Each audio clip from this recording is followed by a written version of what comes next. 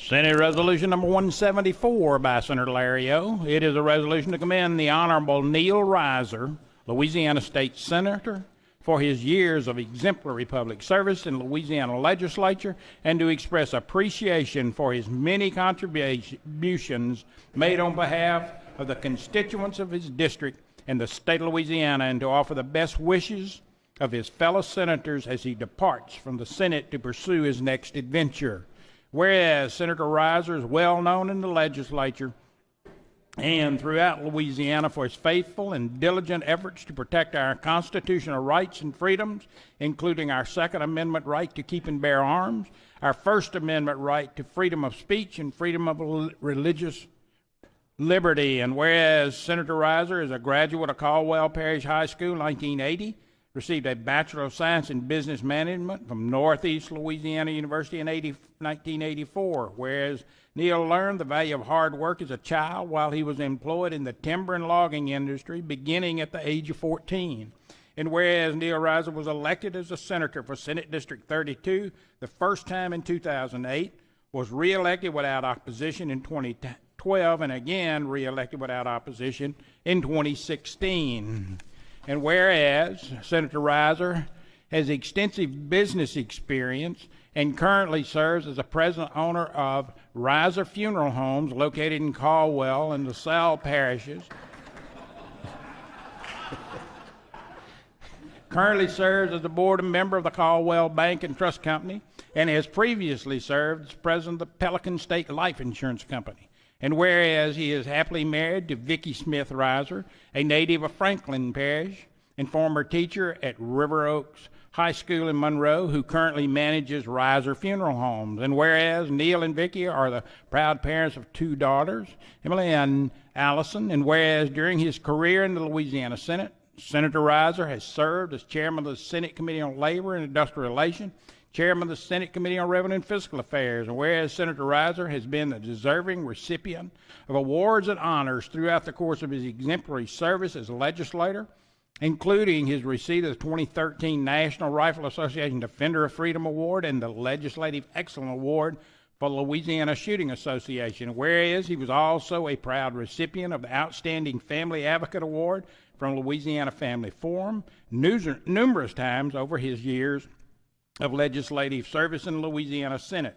And whereas Senator Reiser was given the Senator of the Year Award from the Louisiana Orthopedic Association in 2009, in 2008, Neil was honored to give the commencement speech at his alma mater, the University of Louisiana at Monroe, formerly Northeast Louisiana University, whereas the good works of Senator Reiser is protecting our constitutional freedoms will be realized for future generations to come. And whereas, as he prepares for the next productive chapter in his life, the Senate is confident in Neil Reiser and the Reiser family will continue to have a positive effect on their community and their state for many years to come. Therefore, be it resolved that the Senate of the Legislature of Louisiana does hereby commend the Honorable Neil Reiser for his faithful public service to this body, and does hereby extend to him the best wishes of his colleagues for continued success in his future endeavors.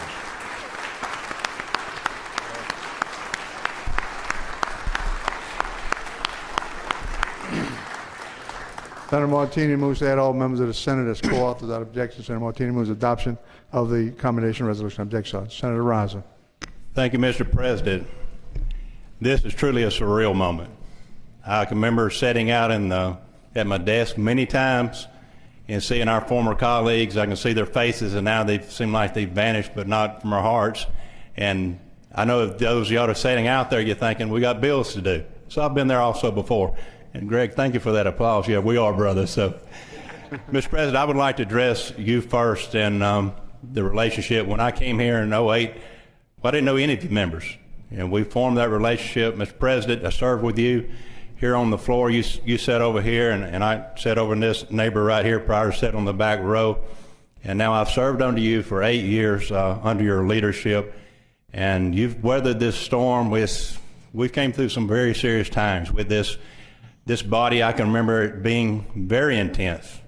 And it's kind of hard to remember sometimes, but with your leadership, we did it. And if I ever caused you any aggravation, which I know I did, Yes, you did. I want to apologize for that. Some of it I did intentionally, I think. I've always got called out. You always have a magical way of calling that out, so I apologize for that. I would like to do some recognitions now. I've got my legislative assistant here, Annette McGuffey, and her husband, Kirby. Annette, me and Annette went to high school together, so that's how far it goes back. And we truly, every district's a lot different. I can remember talking to Senator Michaud, and probably Senator Cortez can tell you that the phone calls that they get are different.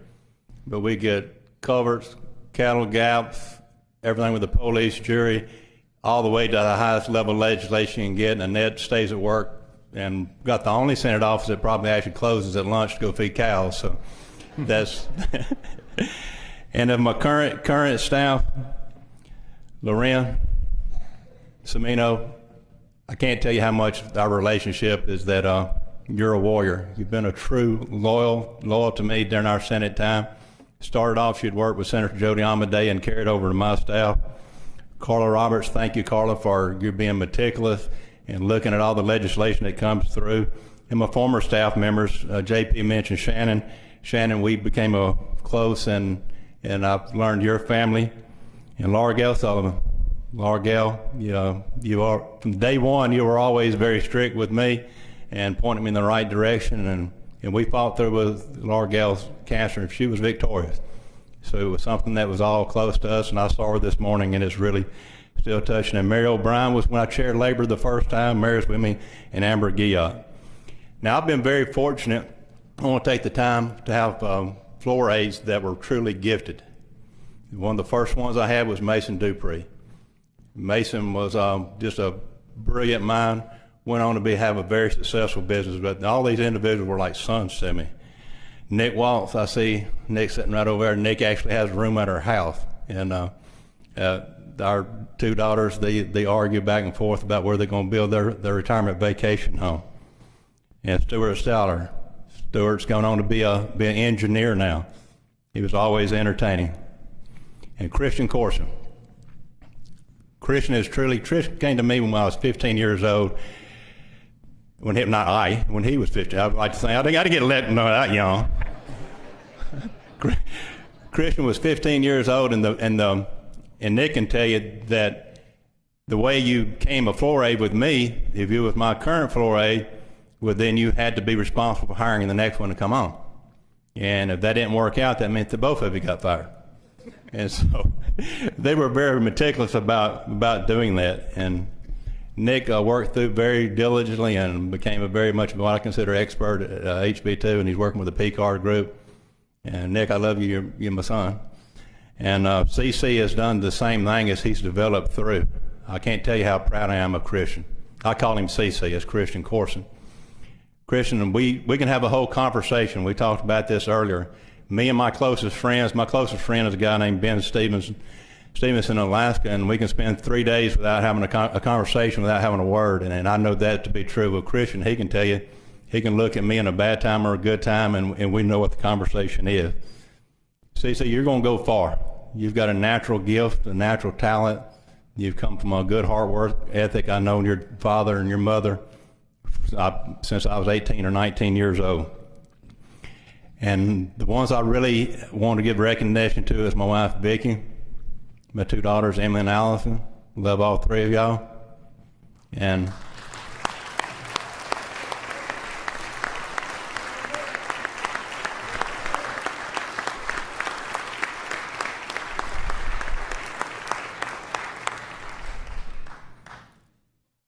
I think it's been mentioned by everybody here, and we could talk, and it's very fortunate to be here. I wouldn't be here if it wasn't for the voters of the district. They had enough trust in me. First election was very tough, and they had enough confidence in me. It would not be here if it was not for the voters of that district. And I want to thank them for electing me and having enough trust in me to send me back 3 different times. And I think it's been mentioned by others, and we know as members how hard campaigns can be on families. They're brutal. When we first got here, I remember we had Blackberries. The Blackberries, and we thought that was with the pens, everything was so high technology, and we was all impressed with that. But now this, the brutal part of it's part of being in office. I've got him now where I can get, where we know that it's coming to us. We know whether it's positive or negative, but it always, any anguish I see my family go through, then, and I know that y'all all have lived through that. Now I kind of want to go ahead now and move on. I'm going to talk a little bit, and I truly didn't have a speech. I mean, this is whatever that is about, like me anytime I'm doing a bill.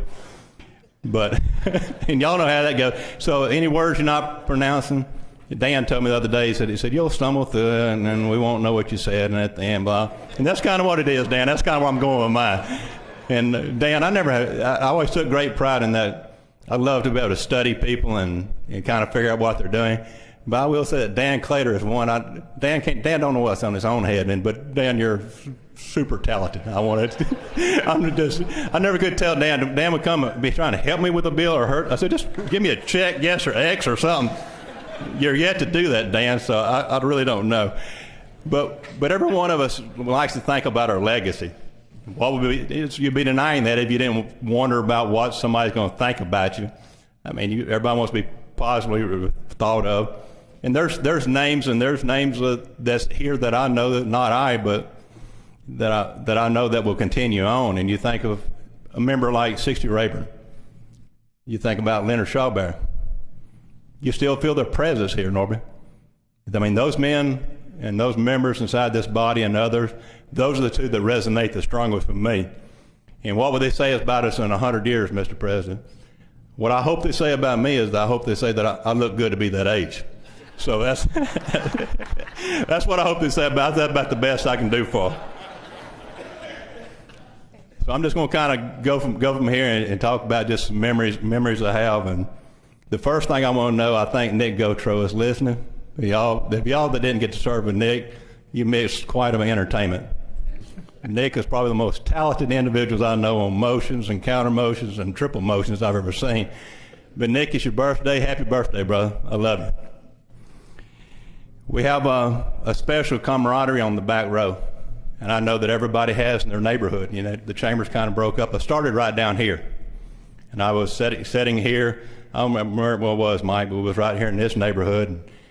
When I got here, I didn't know the difference between the House and the Senate. I just ran, and that's the honest truth, and didn't know a lot about procedure. And saw Josh Burrell sitting over here, and I can remember one day we were voting, and I thought we was voting on the bill, and we was actually voting on the amendment, and Josh said, just stick with me right now. So Josh, thank you for actually being my seatmate when Senator Michaud was the chair of finance. He was so busy, but thank you for helping me learn some of that procedure, brother.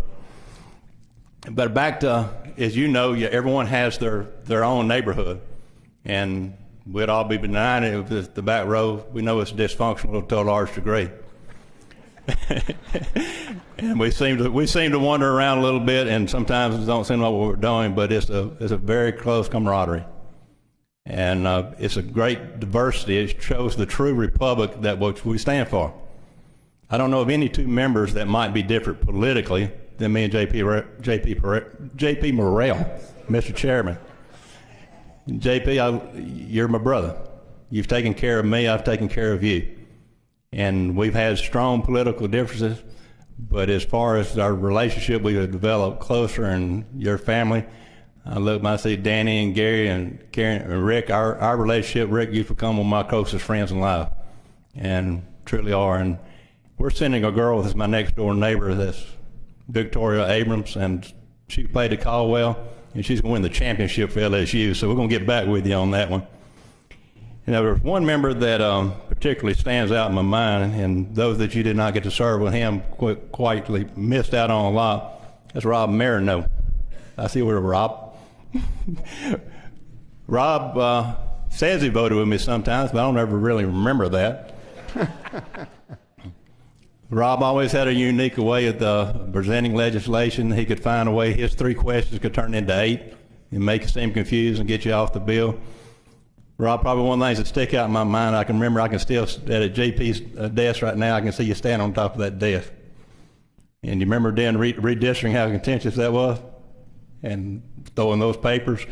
We had it stacked up, it was really, it got down to me and Rob, and anyway, I think I won that amendment that today. But anyway, Rob throws everything, the media sees it. So from that point forward, it was always a lot of antics, and so it was kind of, well, you and Rob aren't friends, you and I aren't friends, and so that was pretty tough. Rob called me one day and said, "Rising, we still friends?" I'm like, "Yeah, man, I always have been." And so, but Rob, even today, say publicly, "You are my friend and loyal friend and brother." I mean, it's lifetime friendship.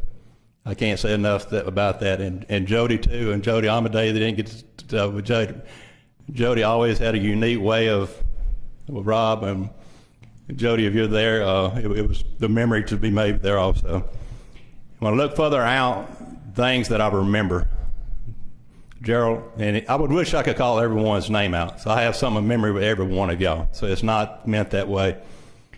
Gerald, one of the things I still remember, we live away from home, those of us, obviously, I'm 3 hours from home. I still remember those breakfasts that Rose cooked. And me and Mike would be there. I won't ever forget that.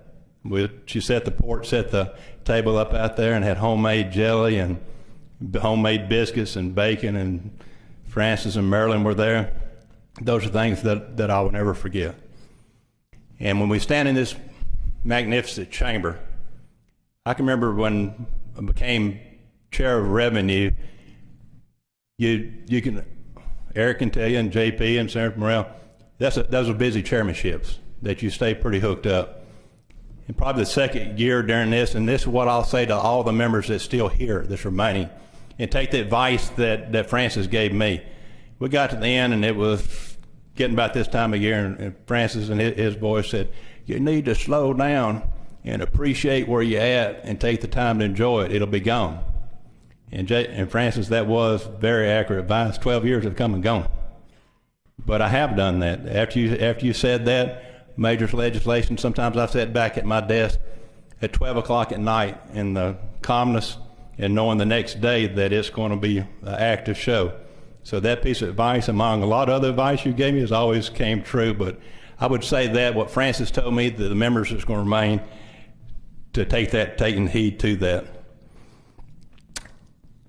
Now, I mentioned that we live apart from home, and that means that we have legislative roommates.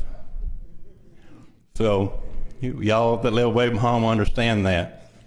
And me and Mike Walsworth have been roommates for 12 years. During that time, Chris Broadwater roomed with us for 10 years. Chris stayed on the couch, and so we had a lot of personal time.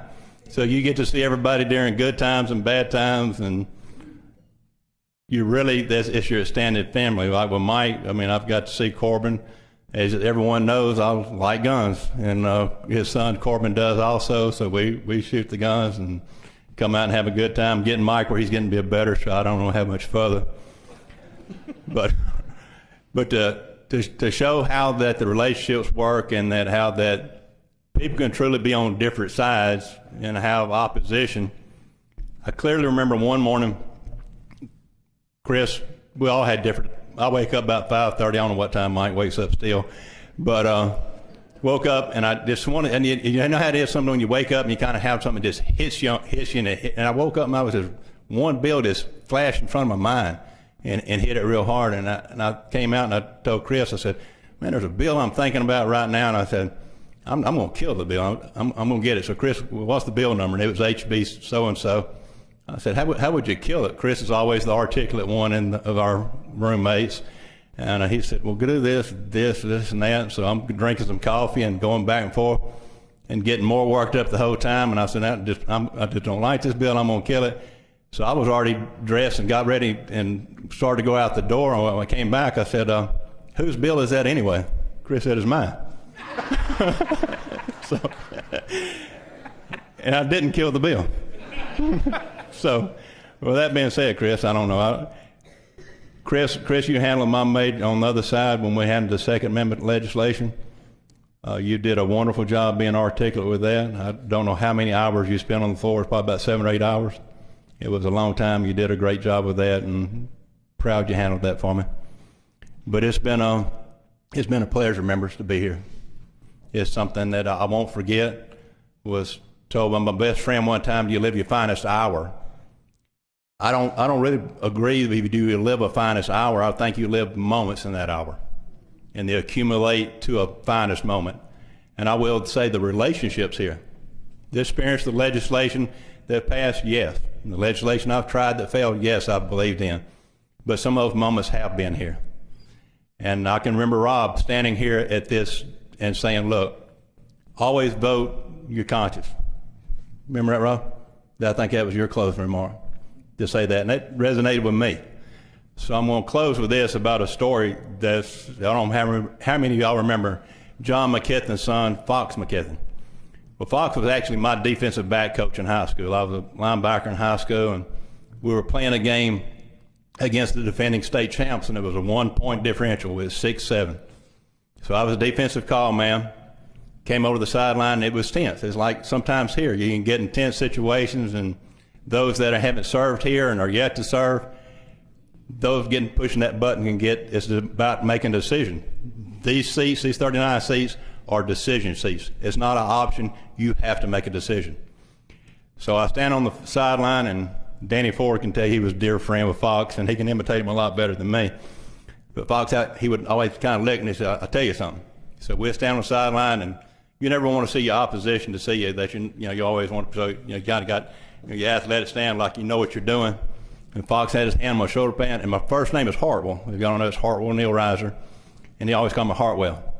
He said, Hartwell, let me tell you something. I'll tell you what we're going to do. So I'm looking on the other sideline, and I'm watching them talk to their quarterback, and I'm trying to, just like here, you're trying to get any sign of what they might be able to do. He said, I'm going to tell you what we're going to do. I'm going to tell you what we're going to do. See him come back on the field, so I'm looking back and forth, and see the official do the, Gerald, Boudreaux, see him like, let's go. And then about that time, I'm looking at Fox again. He said, I tell you what we're going to do. He said, go out there and you do what you think's right. So I just never forget that. So that's what I've tried to do here. And there's been both that's been contentious, but I've always remembered that moment in time. It's amazing how someone can have that kind of influence on your life. And without remiss, certainly I wouldn't be here if my mother would not have given birth to me. My father died in '85. I wish he could have been here. He was never involved in politics. But think about all that a lot, those that's gone and those are no one with us. But in closing, Mr. President, I'll just say the same thing that Fox McKithen said. Members, you just do what you think's right, and you'll go a long ways. Been a pleasure.